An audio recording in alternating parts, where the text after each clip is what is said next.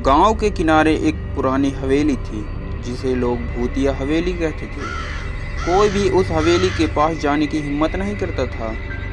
एक बार गांव में एक युवक रमेश आया जिसने हवेली की सच्चाई जानने का फैसला किया। रात का समय था, हवेली के चारों ओर अजीब सी खामोशी थी। रमेश ने हिम्मत जुटाई और हवेली का दरवाज़ा खोला। अंदर का दृश्य भयानक था। दीवारों पर खून के धब्बे, टूटी हुई फर्नीचर और चारों ओर मकड़ियों के जाले। रमेश ने अंदर जाने की ठान ली और धीरे धीरे कदम बढ़ाने लगा। जब वह हवेली के अंदर पहुंचा, तभी उसे पीछे किसी के चलने की आवाज़ आई। उसने मुड़कर देखा, लेकिन उसे कोई नहीं था। डरते हुए आगे बढ़ा। अचानक एक दरवाज़ा जोर से बंद हुआ। रमेश का दिल तेजी से धड़का। तभी एक कोने से सफ़ेद साड़ी में एक औरत निकलकर उसके सामने आ गई। उसका चेहरा बुरी तरह झुलसा हुआ, आंखें खून की तरह लाल।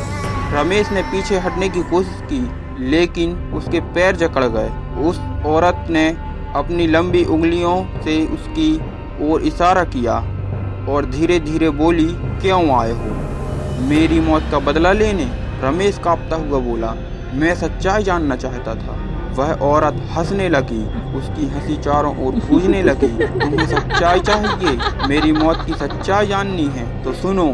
मुझे मेरे ही पति ने इस हवेली में जिंदा जला दिया था। अब हर रात मेरी आत्मा भटकती है बदला लेने के लिए से। रमेश ने भागने की कोशिश की, लेकिन हवेली का दरवाजा बंद हो चुका था। औरत ने धीरे धीरे उसके करीब आकर कहा, अब तुम भी इस हवेली का हिस्सा बनोगे। रात भर रमेश की चीखें हवेली के चारों ओर गूंजती रहीं।